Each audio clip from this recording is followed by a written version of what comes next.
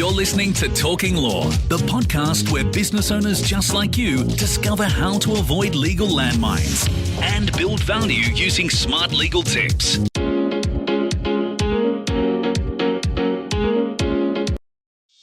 Hi, it's Joanna Oakey here and welcome back to Talking Law, a podcast proudly brought to you by our commercial legal practice, Aspect Legal.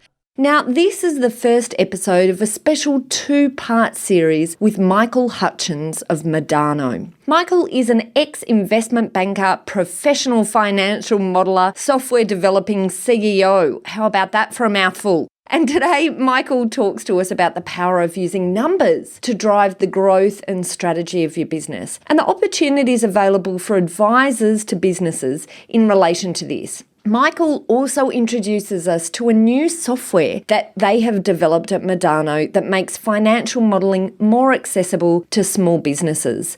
I really believe in the power of numbers, and I think this episode and the next episode is absolute essential listening for every business. So don't go anywhere. Here we go. Thank you, Michael, for joining us again, this time on Talking Law. It was so much fun having you on our Deal Room podcast. I'm really glad you're back again. Welcome on board. Thanks, Joanna. I love it, as you know. So let's do this.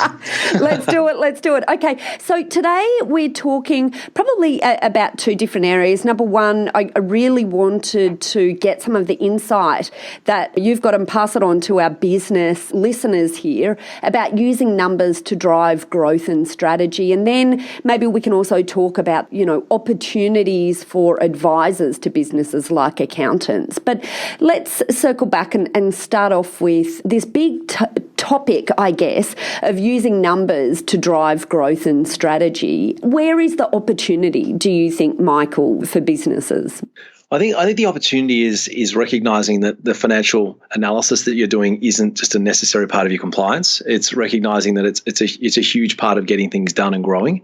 And I mean, we've been building financial models for companies we started, in investment banking back in 1999, but we started building strategic planning models for companies back from 2002.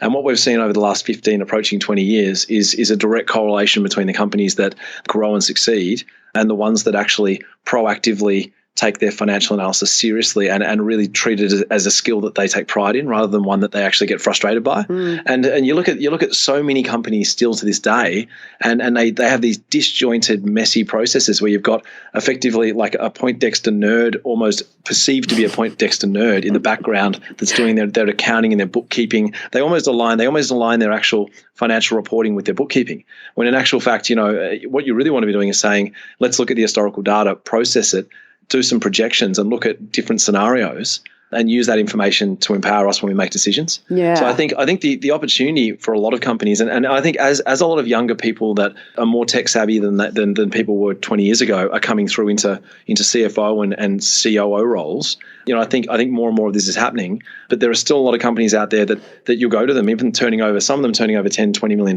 particularly family-owned businesses. And you'll just ask them for some type of clarity on their numbers and they won't have it. And it's quite extraordinary because they generally only feel like they need it when they need something from a third party. Yeah. We deal with companies, huge companies that are looking at selling to home offices or Chinese investors, and they're companies that are turning over $10, $20, $30 million. And until they have a sales event come in and they want to give numbers to a third party, they don't really build a proper financial model. They spend millions on accounting packages and they have someone sitting there reconciling numbers the whole time. Yeah. But they don't have anyone that can tell them, what's our exposure to for example, exchange rates in this area, and quickly and easily be able to run a scenario. And how would that affect evaluation if we floated or listed tomorrow or sold this business? And that's stuff that they still rely on advisors for that, which is fine. You need advisors ultimately to get deals done. Yeah. But you should have more of a handhold on it before the advisors are called in. And that's the opportunity I think a lot of companies are taking now that's differentiating them.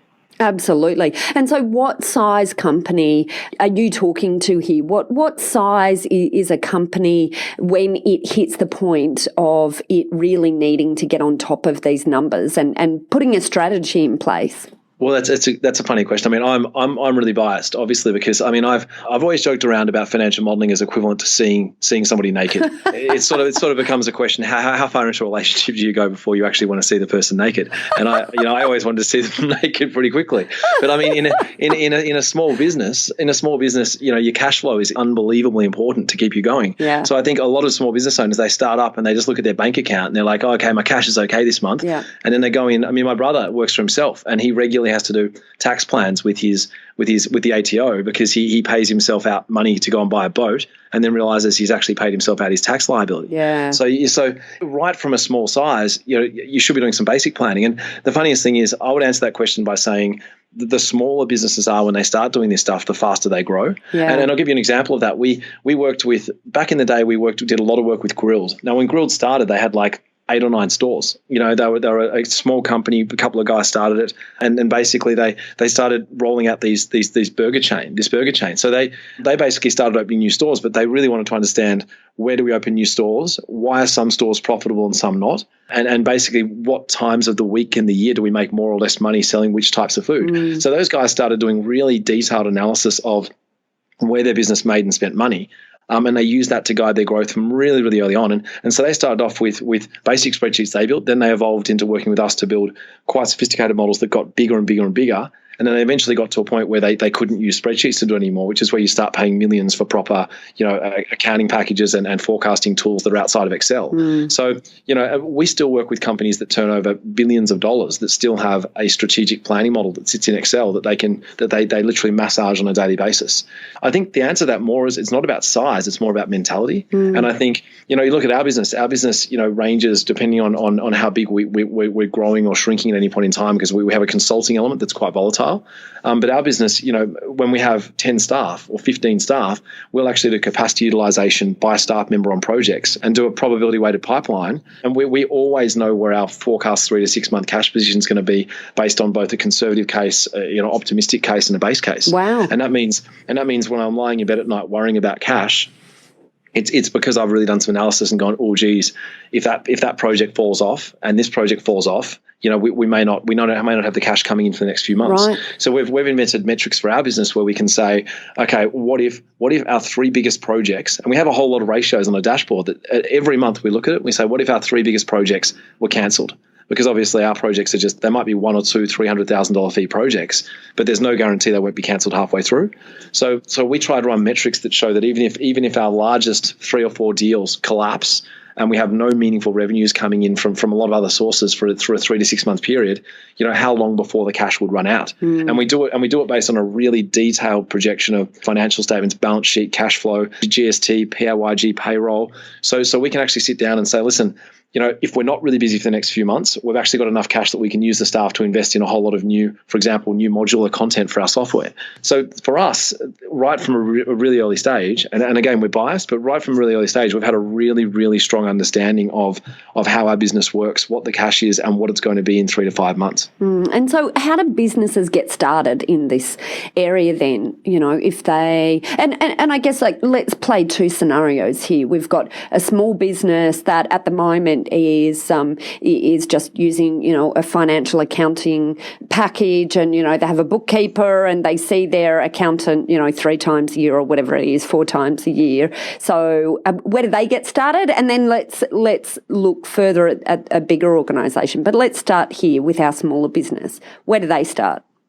Yeah, so it's funny you say that, because I've got a friend who's started a business a few years ago with his wife, and they're selling they're called Health Lab, and they're selling a whole lot of basically protein balls and organic food for everything from children just through to people going to the gym to people who just want a snack, and they're growing fast. And what's funny is that before he started this, the one of the co-founders of this business, Matt, he owned a landscape gardening business, so he's never really understood financial statements particularly well. He can use Excel to do basic projection, but he doesn't really understand the difference between a balance sheet and why a balance sheet's important, as opposed to just a P&L, which to him is the same as cash. Yeah. So at that point in time, the first thing to start doing is start understanding fundamental basic financial statement analysis. Yeah. So basically saying, okay, why does the balance sheet exist? What is working capital, and how can I minimize my working capital risk in the business? Maximize my cash flow position.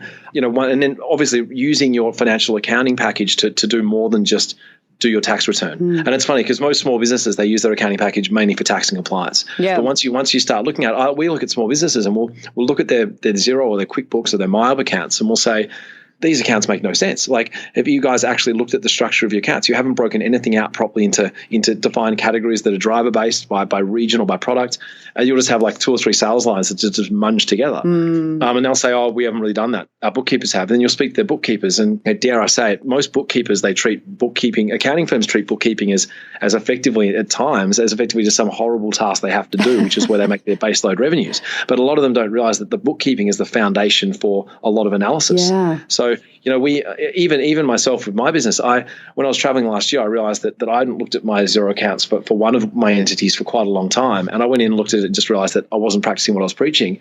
So we had to actually reinstate all the data in a way which enabled me to really easily export it into a financial model in Excel. And what's an example of that then? What did you do to the data in your business? So for example, we had sales. We had sales basically as 3 or 4 lines in terms of we just had sales by 2 different types of our software subscriptions that we sell, but we hadn't broken them out by region, and we hadn't actually done proper analysis of different costings by effectively driver. So we just had really a few operating expenditure lines, like for example, SG&A, marketing, and then we had on our revenues, even though we were doing a whole lot of training and we started a new support business, we sort of munged it all. So we got to a point where we had basically 2 software sales lines, and then we had like a support line and then other revenue. But then we started realizing the business had evolved over the last few years, so the support revenues were quite significant, and we also had cost lines that were related to, for example, commissions to parties that we're working with that are actually selling software for us.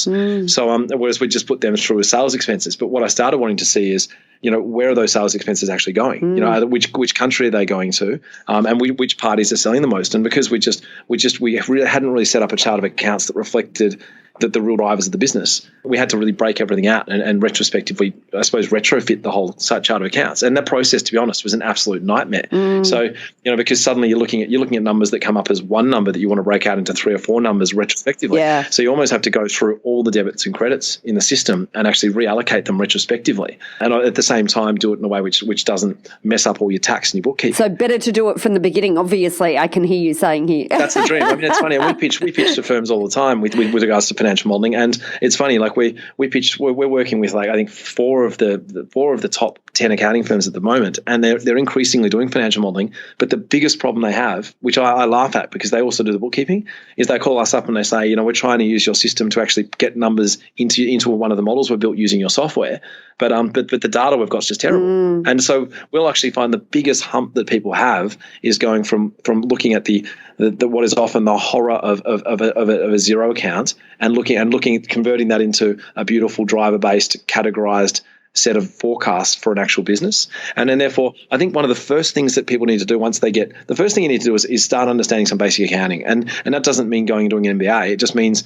look at Xero, go watch some online videos, learn about what the P&L is, how it's different to the balance sheet and cash flow. The next stage on that is start looking at the areas of your business. Where do you make money? Where do you spend money? And start working through the drivers in your business, and then start looking at whether your numbers in your accounting package are actually reflecting the way your business works as opposed to just your tax position.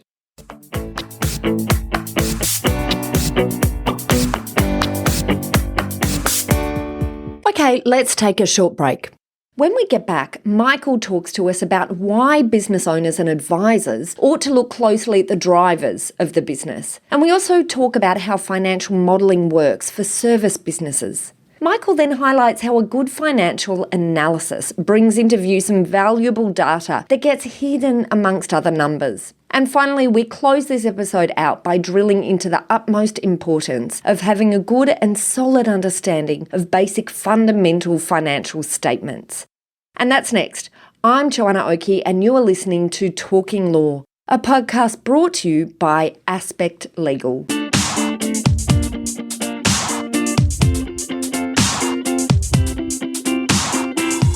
Are you looking for a top quality legal team to assist you in your organisation? Aspect Legal is an innovative commercial legal practice that specialises in providing fast and professional services for their clients. Our commercial legal services cover a wide spectrum of disciplines: contract law, dispute resolution, business sales and acquisitions, brand protection and IP. We work with clients both large and small, and we're all about helping you grow while protecting you from the unexpected storms of business. If you'd like to chat about how we might be able to assist you, simply head over to our website at www.aspectlegal.com.au to book in time for a free discussion with one of our legal eagles. So get in touch today.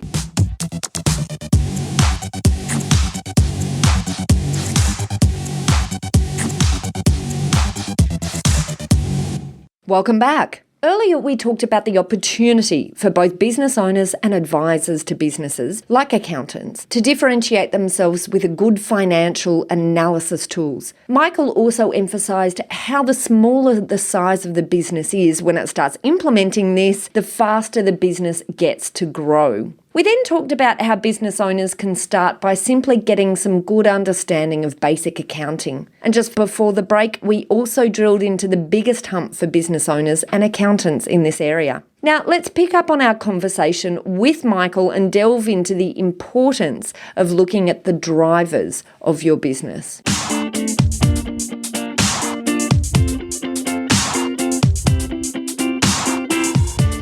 We come back to, looking at the drivers of your business. So, and if you don't mind, I just want to make this really practical for our listeners. So when you say looking at the drivers of your business, so when you went through that process of pulling out the data and, reorganizing it, what's an example then of how you implemented the idea of the drivers of your business in the way that you categorized and then what you did with that data or that knowledge? A really obvious example is when I was over in London, I got a call from a VC completely randomly who said, "Oh, I've been watching your business and we really like what you're doing. We even tried the system and we love it." There are a couple of ex-investment bankers that are now part of a PE firm, and they basically came to me and said, "Listen, can you give me a whole lot of data about your churn on your software subscriptions and basically which customers have been most sticky?" So they started giving me all these metrics that I realized are really powerful that I hadn't been doing. So, for example, they said to me, "What's the average life of your monthly subscription holders versus your annual, and in different countries?" So they were saying to me what they wanted to see was that the larger company subscribers were increasing their subscriber numbers, and also that they were surviving with the software for more than 3 years. Because he said the big risk with software as a services business is you get a lot of people coming in and trying it, kicking the tires, and a lot of them will actually buy a 1-year subscription. Kind of like getting Netflix to watch one particular show, and then they'll drift off. So he said, what VCs are looking for with SaaS businesses is metrics that show minimal churn, growth in existing customers, and long-term commitment to subscriptions. So I looked at my Xero data and I was like, I know in my head which of these customers have been around for a long time, but I hadn't really done numbers on. For example, my average subscription price. So what we'll often have is a large company will come to us and say, "We've got 200 users. What can you do that for?" And we'll negotiate with them, and we'll talk to them about what they're going to use the system for, how many people are going to use it, how frequently, and we'll negotiate a price that we both think is reasonable. But as a result, the price for one customer with 10 users might be $1,200 per user per year, whereas for a large company it might be $300. So understanding over time, what's our customer composition changing? How's it changing? Like what's the average price we're selling at per user? So if we've gone from 1,000 users to 5,000 users, and our revenue's gone from X to Y, is this because we're moving into a bigger space with more discounting, for example? But that's the type of analysis where even now I'm not comfortable with the analysis I have in my own business, because SaaS businesses are really complicated and there's lots of them. And even with a startup, it's hard because you sit there and a lot of them have monthly and annual plans, and a lot of them have trial periods. And a lot of them are, for example, monthly. You can roll off whenever you like. So being able to actually provide a convincing case as to where you're actually winning your work, where you're getting loyalty, and where you're getting churn, just even for a small software startup, is absolutely fundamental to understand the effectively the burn rate of the business, because you're really just forecasting your revenues in a startup and then subtracting your costs. But the same thing applies to a large company where in every sector, whether it's childcare, aged care, for example, and childcare are two huge sectors. Where there are really strong metrics in those sectors that are developing because they're such big businesses that are used as the basis for analysing everything from their valuation for an IPO right through to if you're actually going to buy a childcare centre. You look at specific metrics about capacity utilisation, average per day rates, etc. Yeah. And property is another example where you need to actually really get on top of what analysts that look at your business look at and make sure that you know more than them at any point in time. And what about service businesses? So, I mean, one of your businesses is a service business, right? You've got your SaaS and your consulting or service side.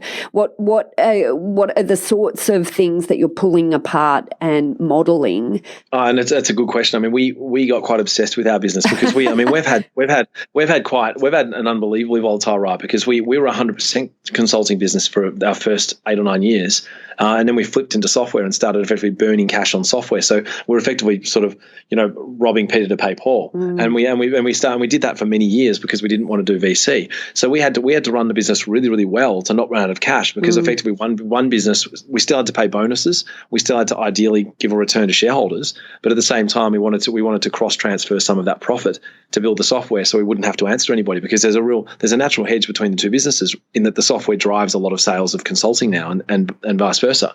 So with our professional services business, we got so obsessed with looking at capacity utilization. And it's funny because the worst way you can build a model, in my mind, of a services business is you forecast revenue and then you assume how many you forecast revenue and say, here's my revenue for the next, say, 12 months, and then you back solve basically what your staff cost would be based on a margin. The reality with consulting businesses is it takes 3 to 6 months if you're doing something sophisticated. Law firms are even more like this, but with our business, it takes us 3 to 6 months to get to a point where somebody is operating at a level where we can put them in a client's office and they can help them. Yeah. So you've sort of got to factor in the fact that when you get somebody up to 6 months, the whole analysis that assumes that when your revenues fall off, you can just reduce your staff-based cost and maintain the same margin ignores the fact that you can't just have a couple of bad months, fire 5 or 10 of your staff, and then suddenly, wow, we've got a few big projects, hire and get people going because you won't be able to service it. Yeah, that's right.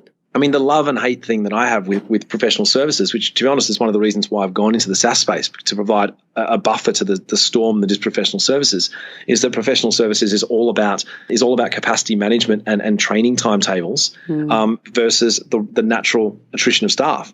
So I mean, with our business, if we don't have a structure that we've demonstrated over and over again technically, that if we don't have a structure where we have at least 2 or 3 managers per director and 2 or 3 analysts per manager, which is what we call sort of the pyramid that works, then the company actually doesn't make a profit. On top of that, we've discovered that if the across the board at every level, so if our analysts aren't being used at least 65 to 70% of their time, they don't make. That's where most of the profit is because they don't win work.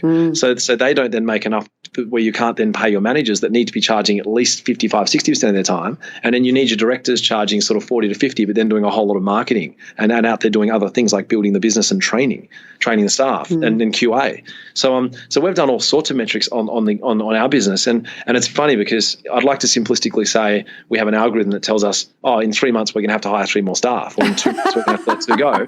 But what all we do is we use it to look at a buffer. So we now know that realistically a really good analyst within 6 weeks can be charging. A really average one will take 3 months. So we often say, well, let's assume say a 10-week lead time on the next hire.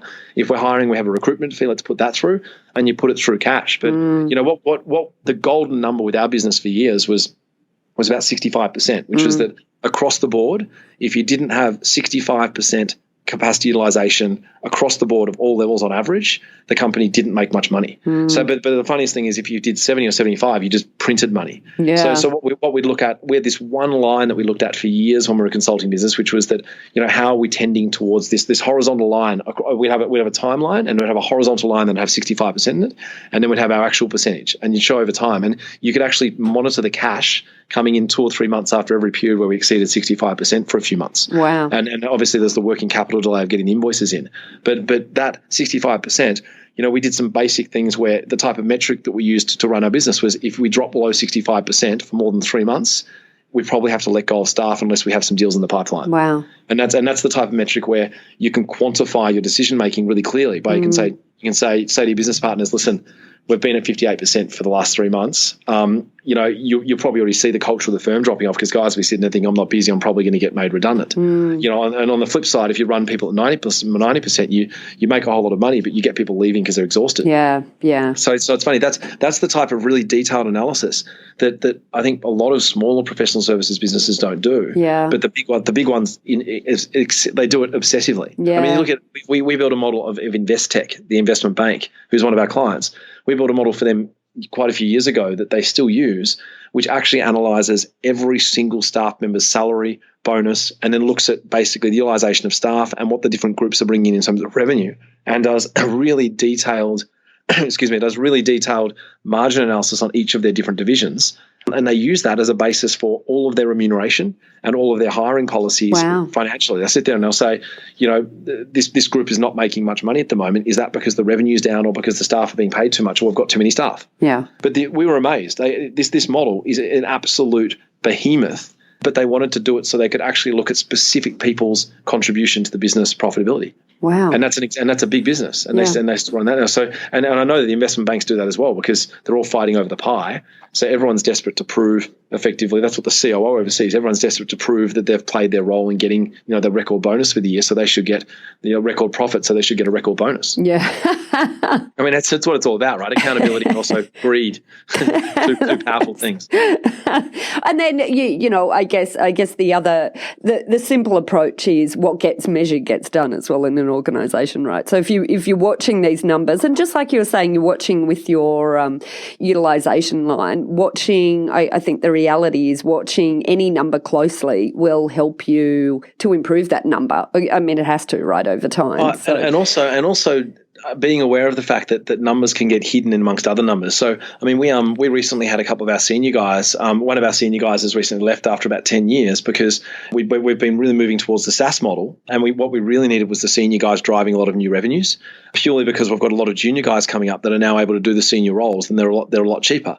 So what you end up is in a situation where the senior guys aren't really bringing in a lot of revenue as the company grows. You have natural attrition, because otherwise the structure becomes top heavy. So what we noticed last year, and we sat down as a group and talked about this, it was all really friendly, but what we noticed was our revenues were going up, but the contribution of some of the people on the team was actually going down quite significantly. Wow. as the business focus changed. So you had a line that looked pretty healthy. But then what ended up happening was one of the guys that was really driving a lot of the growth in that line realized that his part of the business was growing at 50%, that the business as a whole might be growing at 20%. And he's coming in and saying, well, why isn't my bonus a lot higher? So he's turned around and actually put together a chart showing, listen, my contribution to the overall top line here has actually increased 50% in the last 12 months.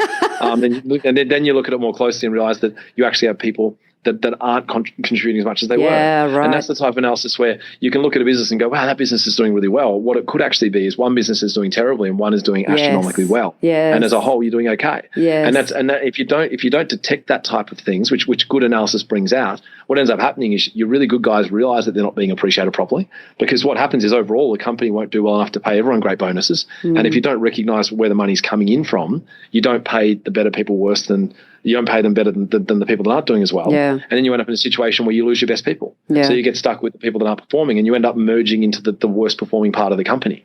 So it's really interesting stuff. And this is the whole seeing people naked type things. Like you can put on a good suit, that hides your pot belly and get a fake tan and look pretty good. But the reality is if you strip away the tan and take the clothes off, you pretty quickly realize who's been to the gym the last few weeks and who hasn't. and that's what business is all about. It's working out where things are working and where they're not. And that's what numbers do. And the forecasts are only part of that. There's sort of the historical analysis, which a lot of companies don't do as well, should really be driver based and back out. The perfect model looks at your historical data, tells you basically how your business performed on a driver-based level, and then enables you to forecast using your historical driver basis as a realistic basis for forecasting. Yeah. Right? So, most companies just still aren't doing that, and the ones that are performing noticeably better. They're killing it. Yeah, absolutely. So, how do our listeners get started then? Potentially this could all sound a little bit overwhelming because there's so much opportunity, obviously, in what you've been talking about. So, where are the starting points for business? The absolute key, and I think I said this in our last chat. The absolute key is you need to actually get your hands on some good financial models, and people protect them like they're God's gift to the world, because once you've got a good financial model, a lot of people just sell templates and make good money out of them. Yeah. So, but that being said, the world is changing, and as I said to you last time, we have a community now of users that communicate with each other, and as businesses like ours that we sell software and make money, and as part of that, we actually help people we help people by giving them content to learn how to use our system. And our system you still need to know how to build financial models. So a lot of software is designed to take away the understanding. And that's for me a major issue. People that actually want to know how to build financial models, you still need to be able to go into Excel and build what's called an integrated 3O model, a model which has an income statement, balance sheet, and cash flow. And you need to actually understand how that works. And, we've got some training on our website that we give away for free. It's weird. We're sort of motivated to do that because if people get a relationship with us, they're more likely to buy our software. Yeah. So it's one of the upsides of tech is that you get a whole lot of stuff for free that used to be really expensive because people are trying to, they'll give you a free cab ride, and if they can try and sell you a pizza while you're in the cab. But that's it. Someone said to me the other day, it's kind of weird. The whole world's got you're being sold something. You're getting given something for free in exchange for someone reserving the right to try and sell something to you quietly on the side, which is what the whole social media platform is, right? You sit there looking at Facebook and you're sort of being incepted with ads. You don't even know it. With our business, we give away a whole lot of really powerful training and knowledge and examples, and we hope that you get impressed enough that you look at our software in the process. Well, that's it for part 1 of our 2-part series with Michael Hutchens of Modano. As a quick recap, today we looked at the differentiation opportunity for business owners and advisors to businesses in using the power of financial analysis to drive growth and strategy for the business. We also talked about how it's not the size of the business, rather it's the mentality that counts in getting started down this path. And I think that's an important point for all business owners in relation to viewing your business not so much from the size that it is today, but the size that you want it to be in its future state. And to get started in this area of financial analysis, Michael talked about how business owners really need only to get some education on some fundamental accounting analysis. We also identified the biggest hump for business owners and accountants, which goes back to how they do and view their bookkeeping. After the break, Michael drilled into the importance of looking at the drivers of a business and how financial modelling looks for service businesses. And finally, we talked about how a good financial analysis brings into view certain key data considerations that are often hidden amongst other numbers. So join us again next week for our final episode in this 2-part series. In part 2, we'll learn more about the new software that Michael and his team developed. This new system is a cheaper and more effective way to build financial models, which makes the power of good financial analysis available to more SMEs. We'll be covering that and a whole lot more. So if you enjoyed what you heard today, please subscribe to Talking Law on your favourite podcast player to get notifications straight to your mobile whenever we release a new episode. Please also consider leaving an honest review and rating for us on iTunes, because it helps us reach more people. So thanks again for listening in. This has been Joanna Oakey and Talking Law, a podcast brought to you by our commercial legal practice, Aspect Legal. See you next time. Thanks for listening to Talking Law. Tune in next time for more smart legal tips and tricks to keep you clear of those legal landmines. If you want to get a download of today's show notes, head over to talkinglaw.com.au.